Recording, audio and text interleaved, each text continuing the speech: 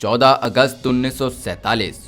ये वो मनहूस दिन था जब एक देश को भारत और पाकिस्तान दो टुकड़ों में मजहब के नाम पर बांट दिया गया था। दोस्तों, विभाजन या बंटवारा किसी देश, भूमि या सीमा का नहीं होता। विभाजन तो लोगों की जिंदगी, भावनाओं का हो जाता है, जो हमेशा के लिए उनको इतने गहरे जख्म दे जाता है कि वो उनकी खुद की और आने वाली नस्लों की जिंदगी को झंझोड़ कर रख देता है। 1857 से 1947 तक 90 साल के संग्राम, आंदोलन और बलिदान के बाद भारतीयों ने आजादी की जगह देखी तो विभाजन की त्रासदी। बंटवारा किस आधार पर हुआ और क्यों हुआ, क्यों नहीं इसके लिए जनमत कराया गया, ऐसे कई सवाल हैं जो आज भी मन में उठते हैं। बंटवारे की सबसे ज्यादा त्रासदी तो सिंधी, पंजाबी, कश्मीरी और बंगालियों ने झेली है। चलिए अब जानते हैं इनकी 10 मामरिक त्रासदियों के बारे में। नंबर 1, दोस्तों, मुस्लिम लीग से पाकिस्तान की मांग उठवाई गई और फिर उसके माध्यम से सिंध और बंगाल में हिंदुओं का कत्लेआम कराया गया। अगस्त 1946 में सीधी कार्रवाई दिवस मनाया और कलकत्ता में भीषण दंगे किए गए, जिसमें करीब 5000 लोग मारे गए और बहुत से घायल हुए।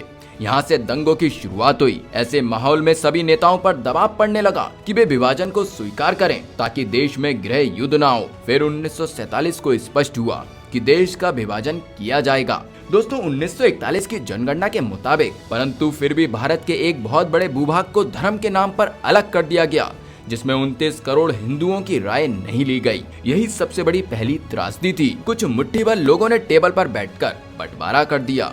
नंबर 2, अनुमानित आंकड़ों के अनुसार 1.4 करोड़ लोग विस्थापित हुए थे। 1951 की विस्थापित जनगणना के अनुसार विभाजन के एकदम बाद 72,26,000 मुसलमान भारत छोड़कर पाकिस्तान गए और 72,49,000 हिंदू और सिख पाकिस्तान छोड़कर भारत आए। 10 किलोमीटर लंबी लाइन में लाखों लोगों ने देशों की सीमाओं को पार किया। महज 60 दिनों में एक स्थान पर सालों से रहने वाले को अपना घर बार, जमीन, दुकानें, जायदाद, संपत्ति, खेती, किसानी छोड़कर हिंदुस्तान से पाकिस्तान और पाकिस्तान से हिंदुस्तान आना पड़ा। हालांकि विस्थापन का ये दौर आगे भी चलता रहा, जिनके आंकड़े इनसे कई गुना हो सकते हैं। नंबर 3, विभाजन की घोषणा होने के बाद अनुमानित रूप से 10 लाख से ज्यादा हिंदू मारे गए थे। हालांकि एक अनुमान के मुताबिक 20 लाख से भी ज्यादा हिंदू मारे गए थे, जबकि अनुमानित रूप में 75,000 से 1 लाख महिलाओं का बलात्कार या हत्या के लिए अपहरण हुआ।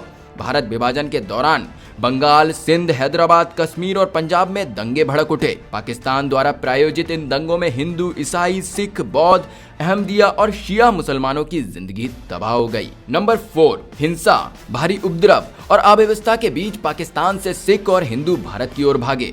बहुतों को ट्रेन मिली और बहुतों को बस मिली।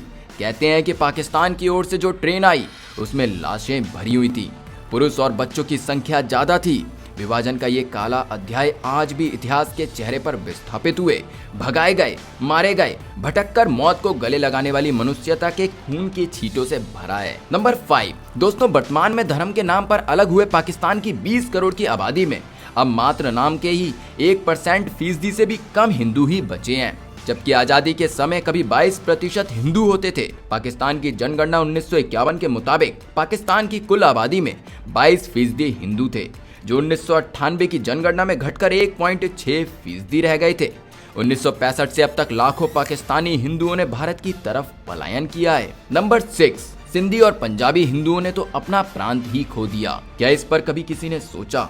सिंधी भाषा और संस्कृति लुप्त हो रही है और जो सिंधी मुसलमान हैं अब वे उर्दू बोलते हैं, जो उनकी मातृभाषा नहीं है। देश की आजादी के 70 साल बाद भी सिंधी हिंदू समाज विस्थापितों की तरह जीवन यापन कर रहा है। नंबर 7, दोस्तों, विभाजन के दौरान आंध्रा के हैदराबाद में जो दंगे हुए उन्हें निजाम की सेना ने अंजाम दिया था, जिसमें हजारों हिंदुओं को मौत के घाट उतार दिया गया था। हैदराबाद की रियासत की जनसंख्या का 80% भाग हिंदू था, लेकिन हैदराबाद के कट्टरपंथी मुस्लिम कासिम रिजव ने निजाम पर दबाव बनाया और उन्हें भारतीय संघ में नहीं मिलने के लिए राजी किया। KM मुंशी ने कासिम रिजवी के बारे में लिखा कि उसने राज्य की मुस्लिम जनता को भड़काकर दंगे करवाए थे और इसी तरह का किस्सा जूनागढ़ और भोपाल रियासत में भी हुआ।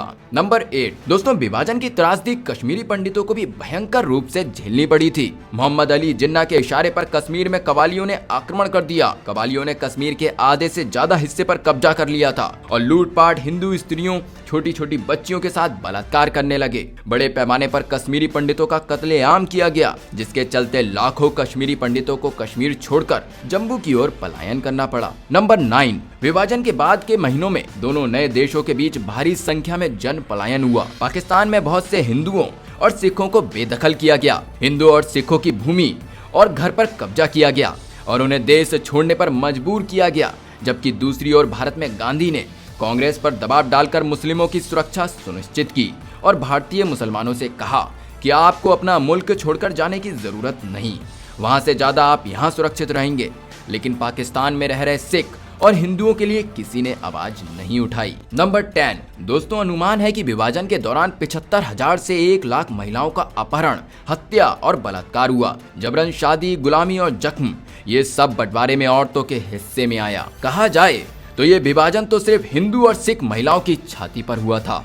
कई महिलाओं, कम उम्र की बालिकाओं को पाकिस्तानी सैनिकों ने बंधक बना रखा था। पंजाब, सिंध, कश्मीर और पूर्वी बंगाल में हिंदुओं और सिखों की बस्ती पर मुसलमानों ने कब्जा करके पुरुषों को लाइन से खड़ा करके मार दिया गया और उनकी महिला एवं संपत्ति को हड़प लिया।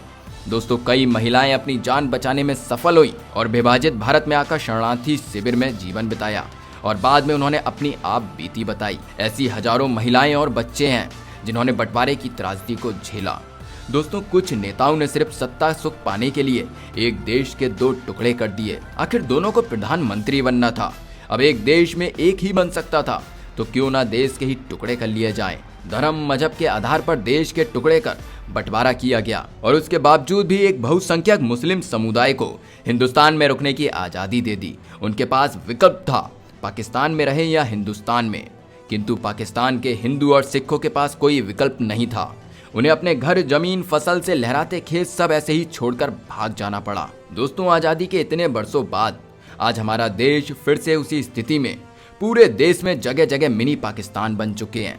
आए दिन कई मौलाना, मौलवी ये कहते हुए एक नए देश की मांग करने लगता है कि हम इस राज्य में बहुसंख्यक हो गए हैं, अब हमें अपना एक अलग देश चाहिए। दोस्तों, कब तक हमारा प्यारा भारत ऐसे ही खंड खंड में बढ़ता रहेगा? कब तक हम और तमाशा देखते रहेंगे? तो दोस्तों, आज की वीडियो में बस इतना ही। चलिए मिलते हैं एक और नई वीडियो के साथ। जय हिंद।